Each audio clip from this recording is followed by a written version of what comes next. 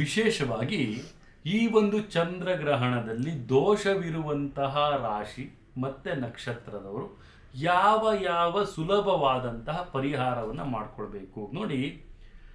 ಚಂದ್ರನ ಒಂದು ಬೀಜಾಕ್ಷರಿ ಮಂತ್ರವನ್ನು ತಾವು ಪಠನೆಯನ್ನು ಮಾಡಬೇಕಾಗುತ್ತೆ. ಓಂ ಶ್ರಂ ಶ್ರೀ ಶ್ರಂ ಸಹ ಚಂದ್ರಾಯ ನಮಃ. ಓಂ ಶ್ರಂ ಶ್ರೀ ಶ್ರಂ ಸಹ ಚಂದ್ರಾಯ ನಮಃ ಅನ್ನುವಂಥ ಮಂತ್ರವನ್ನು ಪಠನೆಯನ್ನು ಮಾಡಬೇಕಾಗುತ್ತೆ. ಮಹಾಮೃತ್ಯುಂಜಯ ಮಂತ್ರವನ್ನು ಪಠನೆಯನ್ನು ಮಾಡಿಕೊಳ್ಳೋದು ತುಂಬಾ ಉತ್ತಮ. ಅದರಿಂದ ಹಾನಿಕಾರಕ ಪರಿಣಾಮಗಳಿಂದ ರಕ್ಷಣೆ ಸಿಗುತ್ತೆ ಅಂತಲೂ ಸಹಿತ ನಾನು ತಿಳಿಸ್ಕೊಡ್ಬೋದು. ದಾನವನ್ನು ಏನು ಮಾಡ್ಬೋದು ಈ ಚಂದ್ರಗ್ರಹಣದಲ್ಲಿ ಅಂತ ಹೇಳಿದ್ರೆ, ಬಿಳಿ ಬಟ್ಟೆಯನ್ನು ದಾನ ಮಾಡಬೇಕಾಗುತ್ತೆ, ಹಾಲು ಅಥವಾ ಮೊಸರನ್ನು ದಾನ ಮಾಡಬೇಕಾಗುತ್ತೆ, ಭತ್ತವನ್ನು ದಾನ ಮಾಡಬೇಕಾಗುತ್ತೆ, ಕರ್ಪೂರವನ್ನು ದಾನ ಮಾಡಬೇಕಾಗುತ್ತೆ, ಮತ್ತು ಸಕ್ಕರೆಯನ್ನು ದಾನ ಮಾಡೋದು ಅತಿ ಉತ್ತಮ ಅಂತಲೂ ಸಹಿತ ನಾವಿಲ್ಲಿ ತಿಳಿಸ್ಕೊಡ್ಬೋದಾಗುತ್ತೆ.